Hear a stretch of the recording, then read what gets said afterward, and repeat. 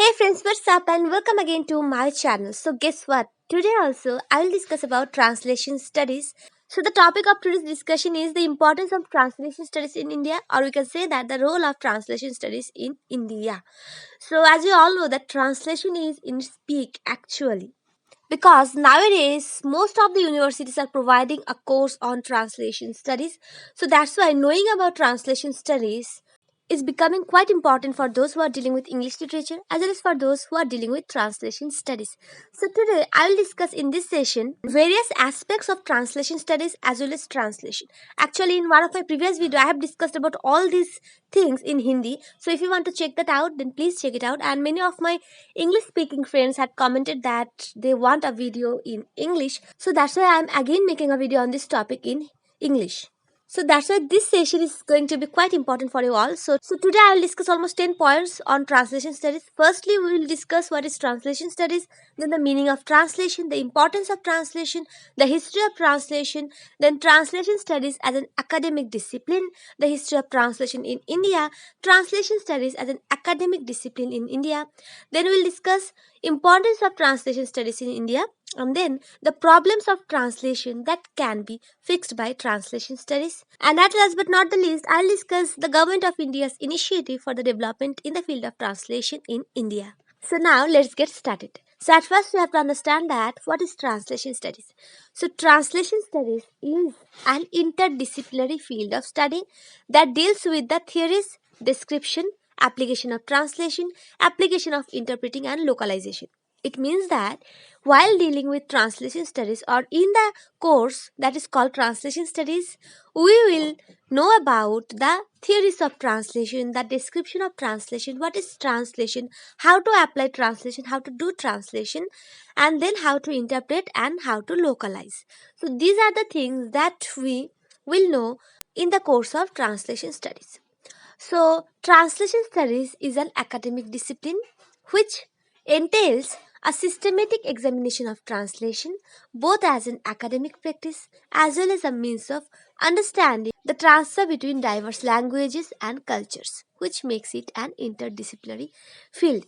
So, friends, from this slide it is clear that in translation studies, the students will get to know about translation as an applied practice as well as how translation process or practice is done, or you can say how the transfer between diverse languages and cultures are done. Okay, so in this context, James S. Holmes, who first coined the term translation studies in the book called The Name and Nature of Translation Studies, said that translation studies concerned with the complex problems clustered around the phenomenon of translating and translation. So it means that translation studies deal with the complex problems of translation as well as the problems which a translator might faces while doing translation. So friends, these were all about translation studies. Now we have to know that what does translation mean or the meaning of translation. So the English word translation has been derived from the Latin word translatio, and the word translatio also comes from two words. One is trans, which means across, and one is ferry, which means to carry or to bring. And you know what? The word ferry's past participle form is letus, and the word latio comes from letus. So, from this point, we can say that translation is a carrying across or a bringing across. So, translation actually means the transfer of a text or word which can be written, which can be spoken from one language to another language. So the source language is called SL and the target language is called TL. Okay. After this, let us know about another point, which is the importance of translation, or why translation is quite important or so important. So, friends, translation actually enables effective communication between people around the world. So, we can say that it actually works as a courier of transmission of knowledge, a protector of cultural heritage, and translation is actually essential to the development of global economy. So, friends, in order to communicate with people around the world, we have to understand their language. And for example, if I say, I do not know Spanish language, but if I have to communicate with the Spanish people, then I have to understand his language or what does he saying. So, in order to understand or in order to communicate with the Spanish person, I have to understand the Spanish. So that's why here comes the importance of translation.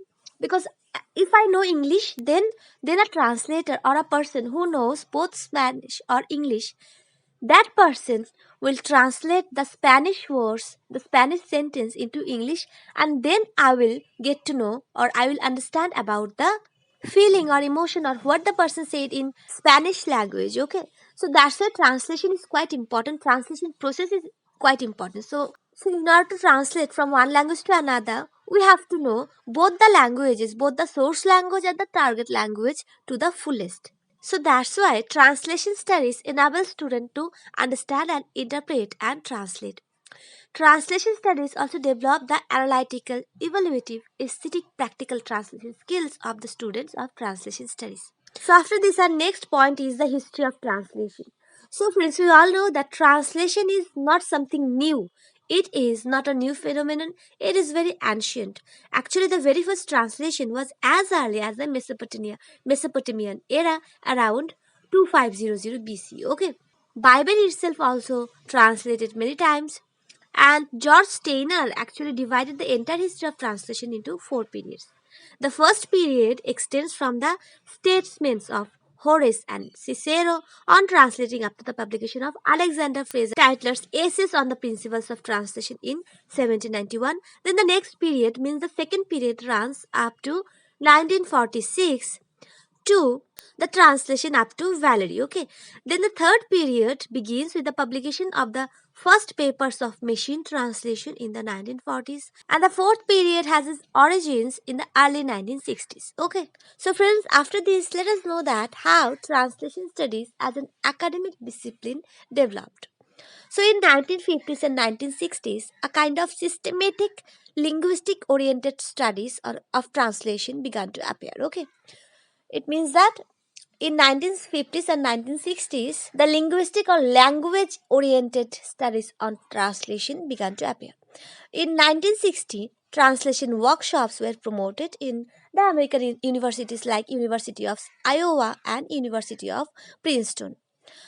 Both the translation theorists like Eugene Nida, J.C. Catford, they started to theorize translation. And James S. Holmes in 1972 asked for the consolidation of a separate discipline of translation. So, friends, we all know that James S. Holmes had coined the term translation studies, and he also asked for a separate discipline of translation. Okay. So, in the later part of the 20th century, translation studies developed as an academic discipline. Now we have to know that what is the history of translation in India. So in India, from a very ancient time, translation was of vital importance. For example, we all know that Kalidasa's Sakuntala was also translated, many times. Okay, and there are also numerous examples of translations like the poets like Kabir, Guru Nanak, then Mirabai, Vidyapati. They also used to compose their poems and songs in various languages. Okay, so, and we all know that Ramayana and Mahabharata also translated in many languages. So, in India, the College of Fort William and Asiatic Society of Bengal's founder named Sir William Jones, his translation of Kalidasa's Abhigyan Sakuntalam in English in 1789, and Charles Wilkins' translation of Bhagavad Gita in English, they actually played significant role in the domain of translation in India. Okay. So now we have our next point, that is called translation studies as an academic discipline in India.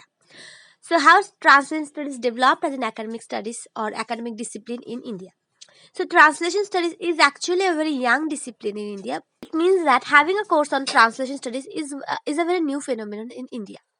Translation in its whole holds a very important role in India because India is a country of diversity. That's why, both in the case of language as well as in the case of culture, we need translation. We need to understand each other's language. That's why we need translation. We have to know about the process of translation so that we can understand the language of one another. So, friends, translation is quite important for multilingual reader, right? For example, Gitanjali by Rabindranath Tagore was first written in Bengali, but then it was translated into English, which brought him Nobel Prize, right? So that's why translation, the process of translation as well as translation holds a very important role in each and every culture, each and every country, for each and every language. So that's why translation as well as translation studies provide not only the practical experience of the translator but also the theoretical methodological perspective of the history and philosophy of translation. Okay.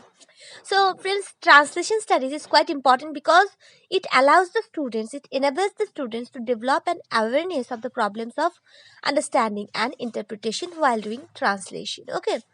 And translation studies also develop students' research skills, then practical skills, analytical skills, evaluative skills to understand the linguistic and cultural problems while doing translation. Friends, nowadays translation studies covered a variety of fields like sociology, then gender studies, post-colonial studies, etc. Okay, and it also explores the cultural issues, the gender roles, power politics, etc. So, translation can be intralingual, it can be interlingual, it can also be audio visual. Translation can be professional as well as non professional. So, whatever it is, translation is a creative art which also provides a lot of opportunities nowadays. Because in recent times, for subtitle generation, digitization, film dubbing, personal use in daily life, all these needs, translation became so popular as well as necessary. That's why all of the universities are providing a course on translation studies. So now let us know about the problems of translation that a translator faces while doing translation, and the problems of translation can be fixed by translation studies. So, according to Ivor Armstrong researchers, translation may probably be the most complex type of event yet produced in the evolution of the cosmos. So, actually, Armstrong researchers defined the process of translation as the most complex event. So that's why a translator also faces a lot of problems, a number of problems while doing translation. Firstly, the problem of finding equivalent words and expressions while doing translation from one language to another. Okay. Secondly, actually finding cultural meanings, cultural connotations are quite important in every translation. So that's why in order to find a very specific cultural meanings of the two languages, source language and target language, so that's why the translator has to interpret, he has to render, analyze the connotativeness as well as suggestiveness of the source text, and on the basis of his knowledge of the culture of the target text, he has to recreate the meanings of the new language. So it is quite a tough as well as difficult task. Another problem that a translator faces while translating is that while translating figures of speech, proverbs, allegories, metaphors, as well as idioms from one language to another. So it is quite a difficult task because, for example, if we translate Hindi proverb into English, then in Hindi we always say that kal kisne dekha. It means that we cannot see tomorrow, and if we keep all our works for tomorrow in order to do tomorrow, then tomorrow never comes. So that's why kal kisne dekha, while translating this proverb, we have to keep in mind the feeling, the context of this proverb, and then we have to translate it. Okay. And also in the case of translating dialogues, then the names of costumes, forms of dressing, various food items, we cannot find the equally equivalent word from one language to another. Okay, so that's why translating these things are quite difficult. Apart from these problems, there are also numerous problems, but we'll deal it in one of the later sessions. For now, let us jump into our point number 10, that is called Government of India's Initiative for the Development in the Field of Translation. So, Indian government actually took various initiative time to time to develop the translation field. Translation is treated a very important phenomenon. That's why an initiative called the National Translation Mission by the National Knowledge Commission is also a government of India scheme which establishes translation to translate various textbooks and classical works. Okay. So friends, actually nowadays Indian government are trying to provide the textbooks of the subjects of sociology, history, geography, geology, and even medicine to be accessible in almost all Indian languages so that the students can read the textbooks in their mother tongues. Okay, so friends, these were all the important aspects of translation studies, of the development of translation studies in India. So I think that this video is gonna be quite helpful for you all, and if it is, then please give it a like, share this video, and don't forget to comment below. Okay, and thank you for watching this video. Please subscribe to my channel. See you in the next video. Bye for now.